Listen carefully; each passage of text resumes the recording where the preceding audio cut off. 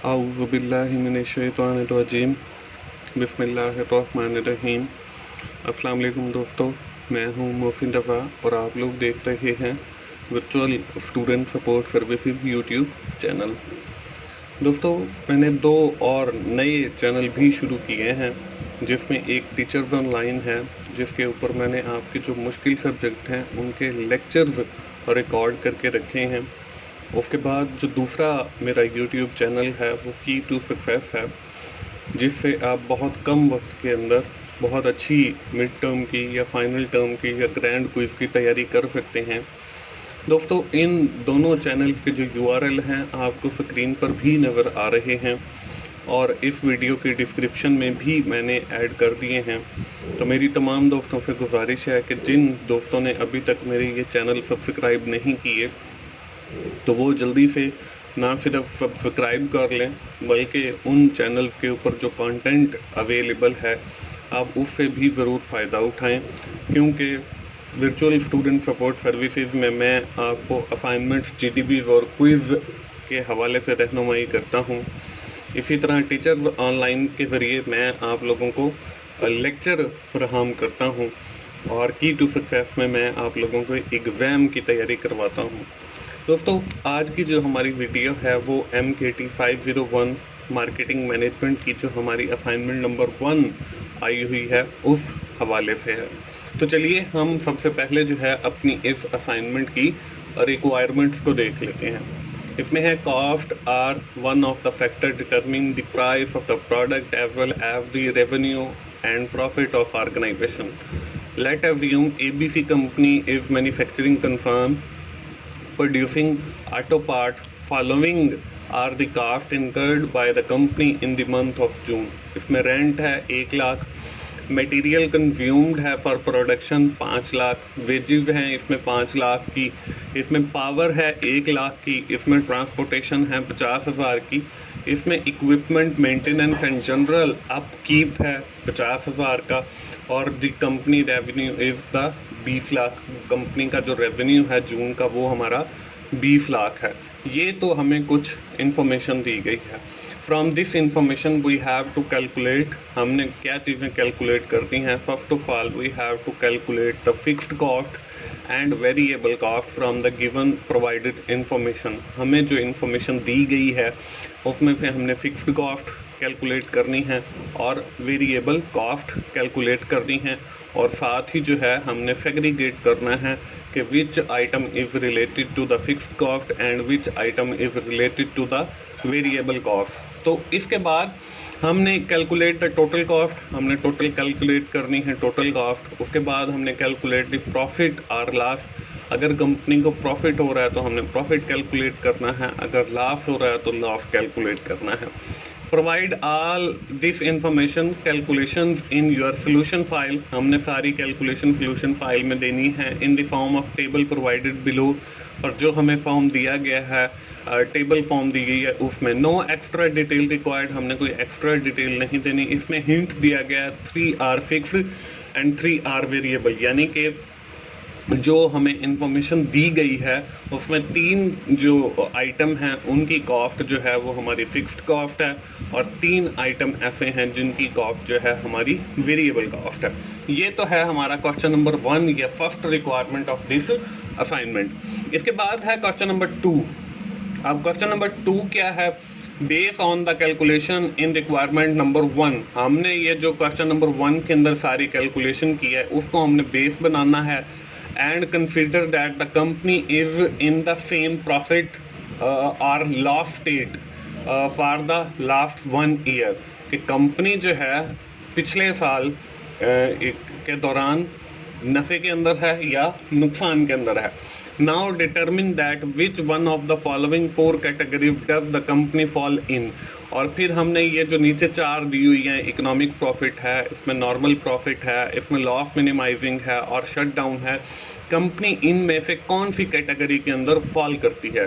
and decide whether the company should keep in production process running or should it stop the production। और साथ ही हमने ये भी बताना है कि कंपनी अपनी जो प्रोडक्शन है वो स्टार्ट रखे या कंपनी जो है अपनी प्रोडक्शन को स्टॉप कर दे। That is the second requirement of this assignment. ये हमारी असाइनमेंट की सेकंड रिक्वायरमेंट है।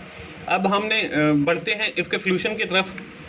दोस्तों असाइनमेंट बिल्कुल आसान है, उसमें जो है हमें क्वेश्चन नंबर 1 के अंदर ही जो है सुपरवाइजर या टीचर ने जो है हमें एक हिंट दिया है जिससे पता चलता है कि 3 जो कॉस्ट हैं वो हमारी फिक्स्ड कॉस्ट हैं और 3 जो कॉस्ट हैं हमारी वेरिएबल कॉस्ट है। अब सबसे पहले हम लोग फिक्स्ड कॉस्ट कैलकुलेट करते हैं। तो फिक्स्ड कॉस्ट के अंदर हमारे पास सबसे पहले जो है वो वेजेस दी हुई है 5 लाख की। उसके बाद हमारे पास पावर दी हुई है 1 लाख की। इसके बाद हमें जो है equipment maintenance and general upkeep दिया हुआ है 50,000 का। अब दोस्तों ये ऐसी कॉस्ट हैं जो कि फिक्स्ड हैं, प्रोडक्शन हो ना हो ये आपको बेयर करनी पड़ेंगी। मतलब जो सैलरीज हैं वो भी आपको देनी पड़ेगी, जो बिजली के एक्सपेंसिव हैं 1 लाख वो भी आपको देने पड़ेंगे, और जो उस वहाँ पे इक्विपमेंट है उसकी जो मेंटेनेंस है वो 50,000 के ये भी आपको बेयर करना पड़ेगा। तो इस तरीके से आपकी जो टोटल फिक्स्ड कॉस्ट है वो 6,50,000 बन जाती है। ये इसके बाद हमने जो है वेरिएबल कॉस्ट कैलकुलेट करनी है। पहले तो हमने ये 3 आइटम सेग्रीगेट किए हैं, ठीक है, वेजेस को, पावर को और इक्विपमेंट को, और उसके बाद हमने फिक्स्ड कॉस्ट कैलकुलेट किया। इसी तरह हम वेरिएबल कॉस्ट के भी 3 आइटम जो हैं वो सबसे पहले सेग्रीगेट करते हैं। इसमें हमारे पास सबसे पहले जो है वो रेंट है, इसमें हमारे पास ट्रांसपोर्टेशन है और इसमें हमारे पास material consume during the production है। तो ये 3 अलग आप लिखेंगे और उसके बाद फिर हमने जो है वेरिएबल कॉस्ट कैलकुलेट की है। मतलब हमने रेंट को ऐड किया है 1 लाख, ट्रांसपोर्टेशन को 50,000 और मटेरियल कंज्यूम्ड हमारा प्रोडक्शन सेक्टर के अंदर वो 5 लाख है। तो हमने जब इन तीनों को जमा किया मतलब 5 लाख, 50,000 और 1 लाख, तो ये भी हमारे पास फिक्स्ड कॉस्ट की तरह 6.5 लाख जो है वो जवाब आ गया। तो अब देखें हमने जो हमारी फर्स्ट रिक्वायरमेंट थी कि आपने इसमें से फिक्स्ड कॉस्ट को और वेरिएबल कॉस्ट को सेग्रीगेट करना। सबसे पहले तो आप अलग अलग लिख लेंगे फिक्स्ड कॉस्ट के ये 3 आइटम और फिर वेरिएबल कॉस्ट के। फिर अगले स्टेप के अंदर जो है आपने इस तरीके से ये टेबल शो करना है कि फिक्स्ड कॉस्ट के सामने फिक्स्ड कॉस्ट की वैल्यू और वेरिएबल कॉस्ट के जो आइटम हैं उनके सामने जो है वेरिएबल कॉस्ट की वैल्यू।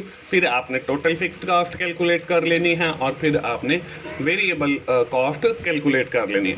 उसके बाद अगली जो रिक्वायरमेंट थी वो ये थी कि हमने टोटल कॉस्ट कैलकुलेट करनी। अब टोटल जो कॉस्ट है वो होती है हमारी टोटल फिक्स्ड कॉस्ट जो कि 6.5 लाख है, उसके बाद टोटल वेरिएबल कॉस्ट जो कि हमारी 6.5 लाख है। तो हमारी टोटल जो कॉस्ट होगी वो 6.5 लाख जमा 6.5 लाख 13 लाख जो है वो हमारी टोटल कॉस्ट हो जाएगी। अब यहाँ पे देखें टोटल रेवेन्यू हमारे पास 20 लाख का है। इसमें अब जो है आगे टोटल जो हमारी कॉस्ट है वो 13 लाख की है। तो हमारा जो है पीछे नेट प्रॉफिट जो बचता है वो हमारा 7 लाख है।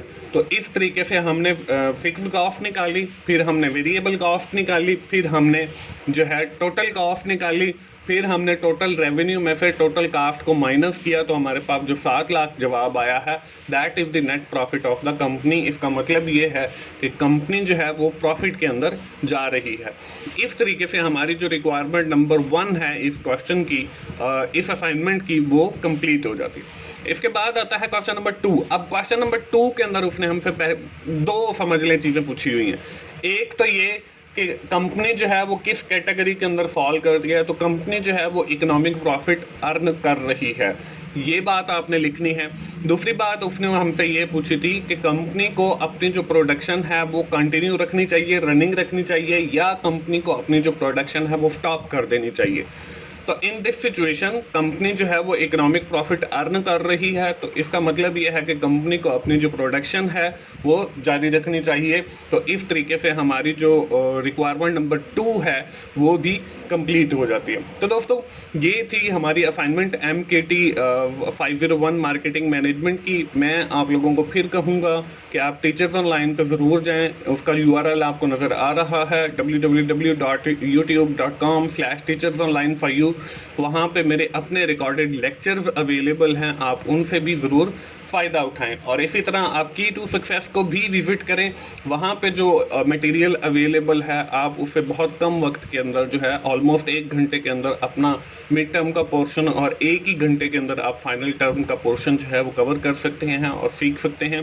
दोस्तों मिलते हैं अगली किसी असाइनमेंट के सोल्यूशन के साथ या जीडीबी सोल्यूशन के साथ। उस वक्त तक के लिए अल्लाह हाफिज़।